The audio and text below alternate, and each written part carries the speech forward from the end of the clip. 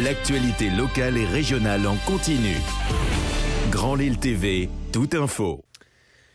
Bonjour à toutes et à tous et bienvenue sur Grand Lille TV en ce mercredi 27 juillet. Merci d'être en notre compagnie tout de suite pour commencer les prévisions météo avec un temps bien plus mitigé aujourd'hui. Nuages et même pluie sont au programme.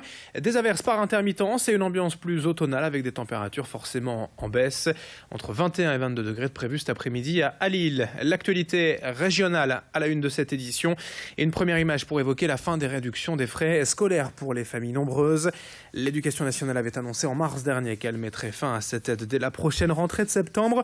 Une remise de principe pour les familles ayant au moins 3 élèves en collège ou en lycée.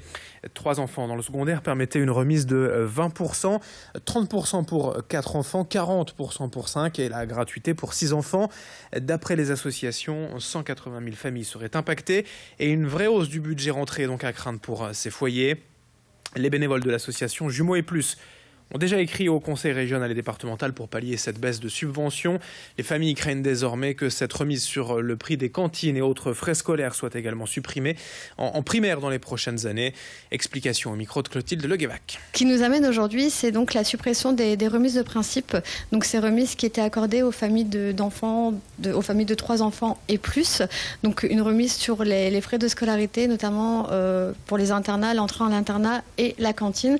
Donc apparemment cette remise n'est plus accordée aux familles, et ce qui nous pose grandement problème à nous, familles de multiples, sachant qu'on est déjà fortement impacté au niveau financier. Nous avons des charges simultanéité, ce dès l'arrivée des enfants et jusqu'à la fin de leur scolarité. Donc cette remise était assez importante pour nous, et le fait de ne plus l'avoir à partir de la rentrée 2016 nous pose vraiment problème.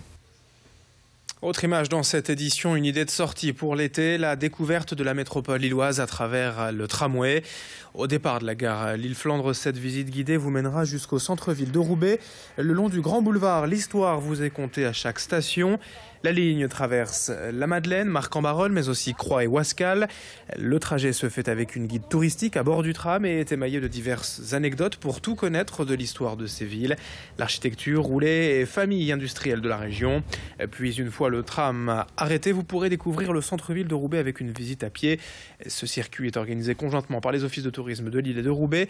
2 heures de parcours chaque samedi matin, 8 € par personne. Explication complémentaire au micro de Clotilde Leguévac. Le positionnement aussi de ces différentes villes, Roubaix, Tourcoing, Marcq-en-Barœul, le fait qu'il y a vraiment une conurbation. Les visiteurs ne se rendent pas forcément compte qu'on traverse 7 villes lorsqu'on est sur ce trajet de tramway. Donc ça donne vraiment une idée de la dynamique finalement de ces villes au sein de la métropole. Ça donne vraiment une idée de l'interdépendance aussi des communes. Donc c'est assez important sur le fonctionnement tout simplement de la communauté urbaine de la MEL actuellement. On explique un petit peu l'aspect aussi compétences administratives, tout simplement, donc l'aspect institutionnel, comment fonctionne cette métropole lilloise. Et dans le reste de cette édition, on enchaîne avec les travaux du futur skatepark de Wascal installé dans l'impasse du Trieste. Il doit ouvrir d'ici une semaine. Pour le moment, les structures se dessinent petit à petit. Les modules en béton ont été livrés et posés hier matin d'une superficie de 450 mètres carrés. Ouvert jusqu'à 19 h en hiver, jusqu'à 22 h en été, il accueillera les jeunes amateurs de glisse à partir de 8 ans. C'était un projet souhaité de longue date par le conseil municipal des jeunes, mais qui n'a pas fait l'unanimité au conseil municipal de Wascal. L'opposition estimant que cela n'était pas une priorité. En tout, ce skatepark devrait coûter près de 105 000 €, dont 15 000 payés par le député Francis Vercamer avec sa réserve parlementaire. Les travaux vont donc bientôt se terminer. Le skatepark doit ouvrir d'ici quelques jours, d'ici une semaine. Présentation des lieux au micro d'Alison Pelletier. Ce n'est pas un petit skatepark, c'est un skatepark qui a quand même une certaine ampleur. C'est un chantier compliqué en termes d'aménagement, puisque l'accès n'est pas évident. Il y a aussi un certain nombre de contraintes pour la société. Les travaux de terrassement ont débuté il y a quelques semaines déjà. Par contre, la livraison des modules s'est effectuée hier. Dans la matinée, et comme vous pouvez le voir derrière nous, les modules sont en train d'être installés pour trouver leur implantation définitive. Ensuite, il y aura le coulage d'une dalle de béton, et puis dès que possible, il sera accessible, c'est-à-dire le temps du séchage. Donc si la météo est clémente, ça pourrait aller très très vite. Et puisque l'on parle de skateboard encore, on s'intéresse au projet de ces 2 jeunes ingénieurs lillois. Gaël Lapierre et Quentin Sartorius ont ont mis au point un skate électrique plus léger, moins encombrant, mais tout aussi performant que les modèles déjà existants sur le marché ces dernières années. Leur marque L-Wing propose pour l'instant un seul modèle capable de rouler jusqu'à 18 km/h pendant 8 à 10 km.